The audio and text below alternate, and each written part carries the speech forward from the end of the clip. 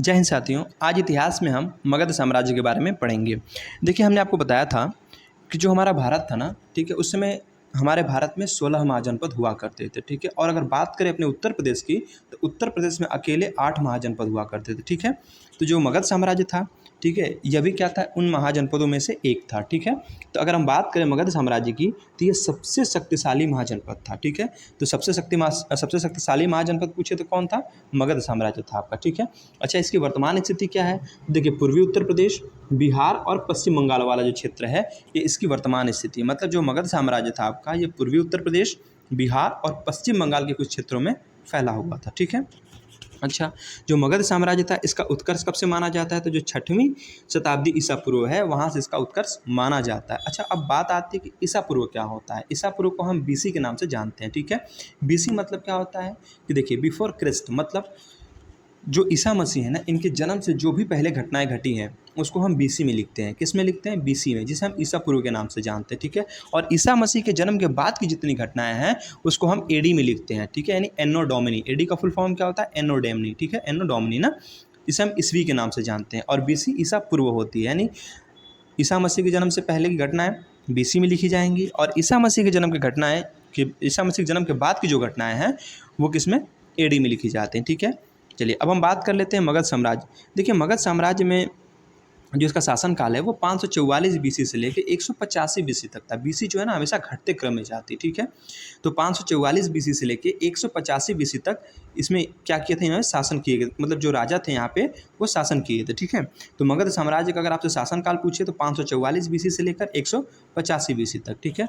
अब हम बात कर लेते हैं कि जो मगध साम्राज्य था, इस पर जो शासन करने वाले कौन कौन से वंश थे।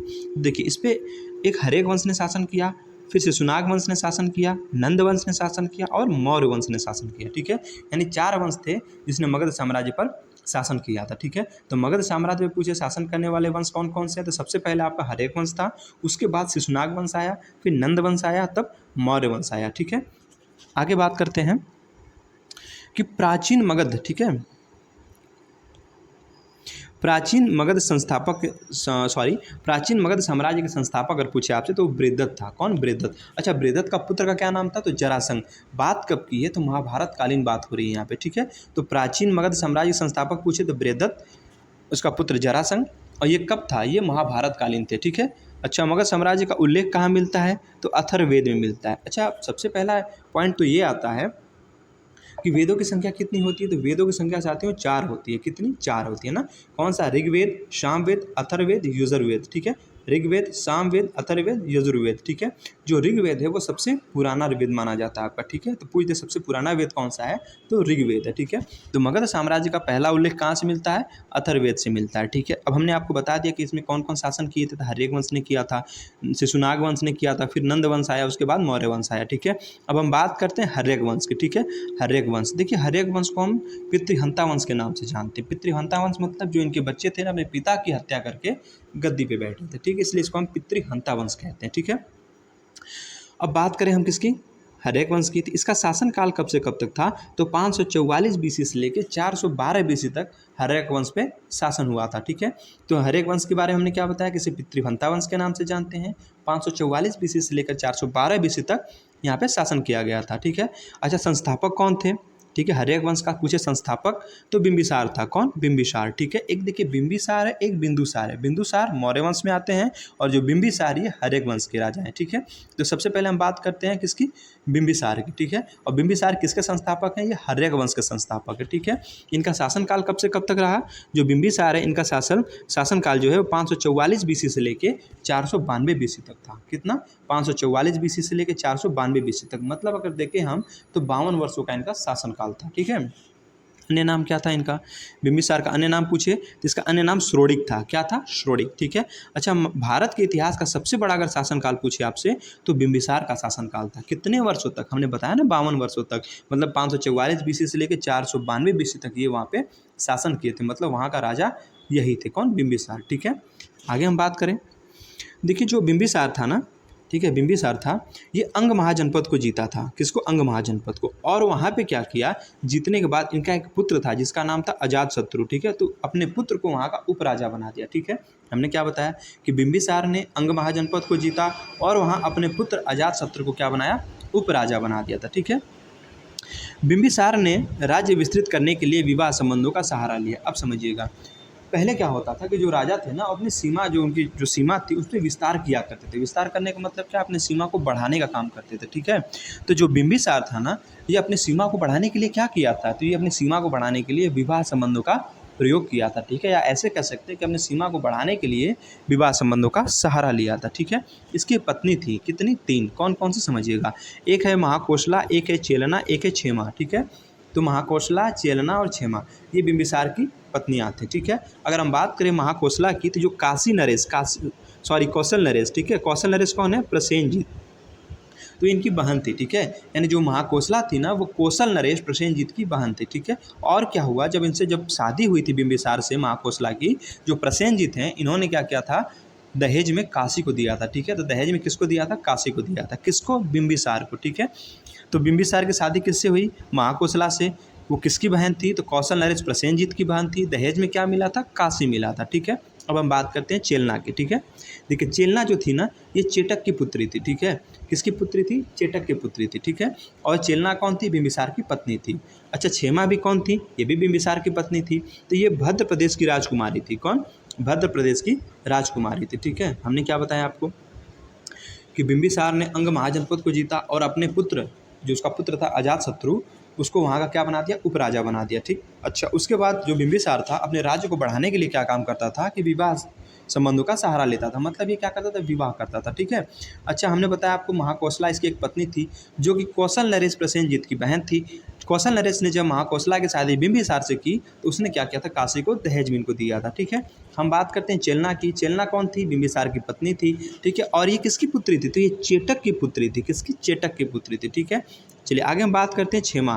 क्षेमा कौन थी, तो भद्र प्रदेश की राजकुमारी थी। ठीक है, आगे बात करें, देखिए बिंबिसार प्रारंभ में बौद्ध धर्म का अनुयायी था। मतलब जो बिंबिसार था ये पहले क्या करता था, बौद्ध धर्म को मानता था। ठीक है, बौद्ध धर्म का अनुयायी था, परंतु अपनी पत्नी चेलना, अब चेलना कौन है, ये चेटक की पुत्री है। ठीक है, इसके कहने पर इसने जैन धर्म को अपना लिया। ठीक है, तो बिंबिसार पहले किसको मानता था, पहले बौद्ध धर्म को मानता था, पर अपनी पत्नी चेलना के कहने पर इसने जैन धर्म को अपना लिया था। ठीक है, आगे चलते हैं।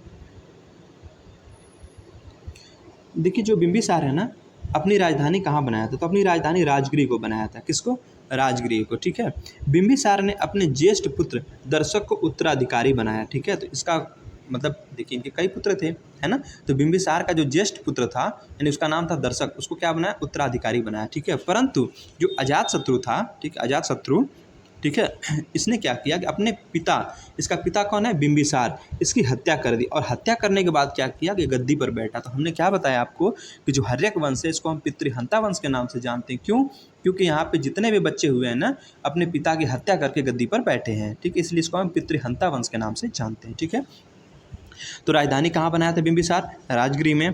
बिंबिसार ने अपने ज्येष्ठ पुत्र दर्शक को क्या बनाया, उत्तराधिकारी बनाया।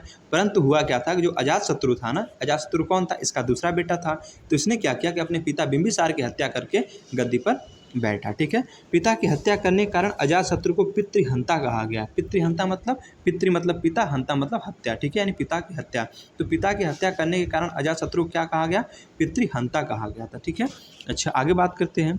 अजातशत्रु की भी इसके पुत्र उदयन ने हत्या कर दी। अब समझिएगा, ये कहना चाहता है कि जो अजातशत्रु था ना, इसका भी एक पुत्र था, उसका नाम था उदयन। कौन था, उदयन। ठीक है, और उदयन ने क्या किया था कि अपने पिता अजातशत्रु की हत्या कर दी। मतलब अजातशत्रु जो अपने पिता बिंबिसार की हत्या कर दी, और जो अजातशत्रु का जो बच्चा था उसका नाम था कौन, उदयन। ठीक है, उदयन ने क्या किया, अपने पिता अजातशत्रु की हत्या कर दी। ठीक है, इसलिए इसको हमने क्या बताया कि यहाँ पे जो भी मतलब राजा हुए हैं ना, इनके बेटे ने इनका क्या किया, मतलब यहाँ पे इनकी हत्या करके और गद्दी पे इन्होंने राज किया, इसलिए इसको हम पितृहंता वंश के नाम से जानते हैं। ठीक है, अजातशत्रु की आगे बात करते हैं। अजातशत्रु की भी इसके पुत्र उदयन ने हत्या करके क्या किया, गद्दी पर बैठा। इस प्रकार हर्यक वंश को पितृहंता वंश भी कहा गया। ठीक है, अब हम बात की किसकी, अजातशत्रु की बात करेंगे, है ना, बिंबिसार की बात तो हम कर लिए, हम देखेंगे अब अजातशत्रु। ठीक है, अजातशत्रु इसका शासनकाल अगर हम देखें तो 492 बीसी से, चूँकि 492 बीसी में तो इसने अपने पिता की हत्या कर दी थी,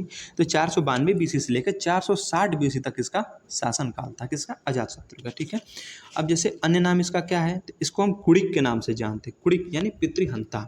ठीक है, तो पूछे आपसे कि अजातशत्रु का अन्य नाम क्या है, तो कुड़िक है। क्या है? कुड़िक। ठीक है, माता कौन थी? महाकोशला थी। ठीक है, कौन? महाकोशला ना।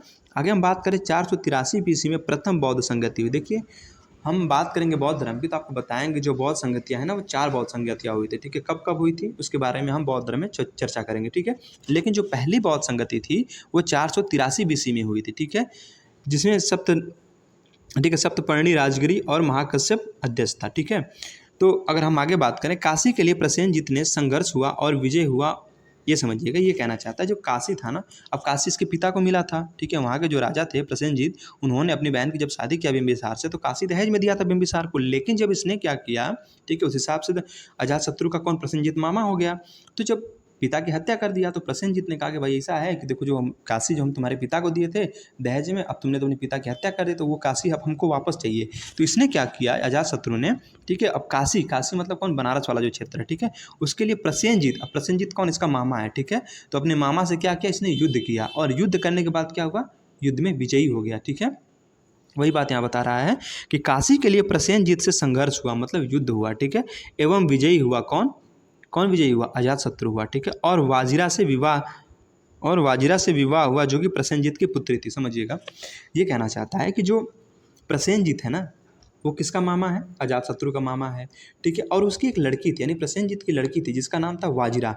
जब काशी के लिए प्रसेनजीत और अजातशत्रु में युद्ध हुआ तो अजातशत्रु जीत गया और प्रसेनजीत जो इसका मामा था वो हार गया। जब हार गया तो उसने क्या किया, किसने? वाजिरा, मतलब वाजिरा कौन थी? प्रसेनजीत की बहन, प्रसेनजीत की पुत्री थी। ठीक है, इसने अपनी पुत्री से क्या किया? इसका शादी कर दिया। ठीक है, अजातशत्रु जैन धर्म का अनुयायी था। ठीक है, अजातशत्रु किसका अनुयायी था? जैन धर्म का अनुयायी था। और महावीर स्वामी व महात्मा बुद्ध की मृत्यु इसी के शासनकाल में हुई थी। ठीक है, तो महावीर स्वामी की मृत्यु और महात्मा बुद्ध की मृत्यु 483 बीसी में हुई थी। ठीक है, कब हुई थी? 483 बीसी में ना। तो यही कह रहा है कि जो महावीर स्वामी हैं और महात्मा बुद्ध, इनकी जो मृत्यु हुई थी ना, वो इसी के शासनकाल में, अर्थात अजातशत्रु के शासनकाल में इनकी मृत्यु हुई थी। ठीक है, अब इसका बेटा कौन है? उदयन। ठीक है, तब उदयन के बारे में पढ़ेंगे। ठीक है, देखिए उज्जैन की बात करते हैं तो इसका शासनकाल है 460 बीसी से लेकर 444 बीसी तक। ठीक है, तो उज्जैन का शासनकाल कब से कब तक है? 460 बीसी से लेकर 444 बीसी तक है। ठीक है, इसको हम द्वितीय पितृहंता वंश के नाम से जानते हैं, या इसको ऐसे कह सकते हैं, इसको हम द्वितीय पितृहंता कहते हैं। अच्छा, क्यों कहते हैं द्वितीय पितृहंता? समझिएगा, हमने क्या बताया कि जो अजातशत्रु था वो अपने पिता बिंबिसार की हत्या किया, और जो अजातशत्रु का बेटा था उदयन, इसने अपने पिता यानी अजातशत्रु की हत्या कर दिया। ठीक है, तो ये क्या कहलाएगा? ये द्वितीय पितृहंता कहलाएगा। ठीक है, आगे हम बात करते हैं, जो उदयन था ना, ये पाटलिपुत्र नगर की स्थापना की। अच्छा, पाटलिपुत्र को ही क्यों चुना? समझिएगा, क्योंकि जो पाटलिपुत्र था ना, वो गंगा, गंडक और सोन, इन 3 नदियों के मध्य वाला क्षेत्र था। ठीक है, इसलिए क्या किया, वहाँ पे पाटलिपुत्र नगर की इसने स्थापना कर दी। ठीक है, आगे बात करते हैं कि पाटलिपुत्र नगर की स्थापना किसने की? उदयन ने कर ली। ठीक है, उसके बाद अगर हम बात करें पाटलिपुत्र की, तो कुसुमपुरा के नाम से भी जाना जाता था। ठीक है, आप समझिएगा, जो पाटलिपुत्र था ना, ये कुसुमपुरा के नाम से क्या होता था? जाना जाता था। ठीक है, जैसे अपनी राजधानी इसने बनाया था। अब उदयन के 3 पुत्र थे, कौन कौन से थे? समझिए, एक था अनिरुद्ध, एक था मुंडा, एक था नागदशक। ठीक है, कौन कौन थे? अनिरुद्ध, मुंडा और नागदशक। ठीक है, तो पूछे आपसे उदयन के कितने पुत्र थे? 3, अनिरुद्ध, मुंडा और नागदशक। ठीक है, अच्छा, अब जो नागदशक था ना, ठीक है, ये अंतिम शासक था। ठीक है, अब नागदशक हरेक वंश का अंतिम शासक था, जिसकी हत्या उसके मंत्री नागदशक ने कर दी। ठीक है, अब हम बात करते हैं आगे शिशुनाग वंश की। ठीक है, यहाँ ये गलती है साथियों, देखिए नागदशक की हत्या जो है ना, ठीक है, हरेक वंश का अंतिम शासक तो था नागदशक, लेकिन जिसकी हत्या नागदशक ने नहीं की थी, इसकी हत्या किसने की थी? इसकी हत्या की थी शिशुनाग ने। ठीक है, यहाँ पे मिसप्रिंट है, तो नागदशक की हत्या किसने की थी? शिशुनाग ने की थी। जब शिशुनाग ने उसकी हत्या कर दी तो अपना वो शिशुनाग वंश स्थापित किया। ठीक है, एक बार फिर से देख लेते हैं मगध साम्राज्य को। मगध साम्राज्य के बारे में क्या बताया? सबसे शक्तिशाली महाजनपद था, वर्तमान स्थिति क्या है इसकी? पूर्वी उत्तर प्रदेश, बिहार और पश्चिम बंगाल वाला क्षेत्र। मगध साम्राज्य का उत्कर्ष कब से माना जाता है? 6वीं शताब्दी ईसा पूर्व से माना जाता है। मगध साम्राज्य शासन कब से कब तक था इसमें? 544 बीसी से लेकर 185 बीसी तक इसमें शासन हुआ था। ठीक है, मगध साम्राज्य पर शासन करने वाले कौन कौन से थे? वंश आपके हरेक वंश थे। ठीक है, हरेक वंश आपका खत्म हो गया, अब चलेगा शिशुनाग वंश। फिर उसके बाद शिशुनाग वंश था, नंद वंश और मौर्य वंश। ठीक है, प्राचीन मगध साम्राज्य के संस्थापक पूछे आपसे तो वृद्धत था, जो कि महाभारत कालीन था। ठीक है, पुत्र कौन है? जरासंध। राजधानी गिरिव्रज थी। ठीक है, मगध साम्राज्य का पहला उल्लेख हमने क्या बताया आपको? अथर्ववेद में मिलता है। वेदों की संख्या कितनी बताई थी? 4। ऋग्वेद, यजुर्वेद, सामवेद, अथर्ववेद। सबसे पुराना वेद ऋग्वेद। ठीक है, हरेक वंश के बारे में क्या बताया? शासनकाल कब से कब तक था इसमें? 544 बीसी से लेकर 412 बीसी तक जो है हरेक वंश में शासन हुआ था। संस्थापक कौन था हरेक वंश का? ठीक है, बिंबिसार था। शासन इसका कब से कब तक रहा? 544 बीसी से लेकर 492 बीसी तक इसने शासन किया था। ठीक है, उसके बाद इसका अन्य नाम हमने क्या बताया? श्रोणिक था। भारत के इतिहास में अगर सबसे लंबा किसी का शासन था तो वो कौन था? शासनकाल उसका था बिंबिसार का। कितने वर्षों का? 52 वर्षों का। ठीक है, उसके बाद हमने बताया कि जो बिंबिसार था ना वो अंग महाजनपद को जीता और अपने पुत्र अजातशत्रु को वहाँ का क्या बना दिया? उपराजा बना दिया। ठीक है, उसके बाद जो बिंबिसार था वो अपने साम्राज्य को बढ़ाने के लिए, अपने साम्राज्य की जो सीमा है उसको बढ़ाने के लिए विवाह संबंधों का सहारा लिया करता था। ठीक है, इसकी पत्नी कौन कौन सी थी? एक थी महाकोशला, कौशल नरेश प्रसेनजीत की बहन थी और इसको काशी किसको दहेज में मिला था? किसको? बिंबिसार को। दूसरी पत्नी का नाम चेलना था, जो कि चेटक की पुत्री थी। और तीसरी इसकी पत्नी थी क्षेमा, जो कि भद्र प्रदेश की राजकुमारी थी ना। बिंबिसार पहले किसको मानता था? पहले बौद्ध धर्म को मानता था, पर बाद में अपनी पत्नी चेलना के कहने पर इसने जैन धर्म को अपना लिया। ठीक है, उसके बाद हमने क्या बताया कि जो बिंबिसार था अपनी राजधानी कहाँ बनाया था? राजगिरी में बनाया था। बिंबिसार ने अपने ज्येष्ठ पुत्र दर्शक को क्या किया? उत्तराधिकारी बनाया। पर हुआ क्या कि जो अजातशत्रु था, ठीक है, इसने अपने पिता बिंबिसार की हत्या कर दी और हत्या करने के बाद क्या हुआ? ये गद्दी पर खुद बैठ गया ना, तो इसलिए इसे क्या कहते हैं? पितृहंता वंश कहते हैं। ठीक है, तो पिता की हत्या करने के कारण अजातशत्रु को हम पितृहंता कहते हैं। क्या कहते हैं? पितृहंता। ठीक है, अजातशत्रु की भी इसके पुत्र उदयन ने हत्या कर दी थी, मतलब अजातशत्रु का जो पुत्र था उदयन, इसने अपने पिता अजातशत्रु की हत्या कर दी थी। ठीक है, इस प्रकार हर एक वंश को हम पितृहंता वंश के नाम से जानते हैं। ठीक है, अब हम बात करेंगे अजातशत्रु की। अजातशत्रु के बारे में हमने क्या बताया था कि इसका शासनकाल कब से कब तक था? 492 बीसी से लेकर 460 बीसी तक। ठीक है, इसका शासनकाल था। अन्य नाम इसका क्या था? अजातशत्रु का अन्य नाम कुड़िक था। ठीक है, जिसे हम पितृहंता कहते हैं। माता कौन थी? महाकोशला थी। ठीक है, 483 बीसी में जो प्रथम बौद्ध संगति हुई इसी के शासनकाल में हुई थी।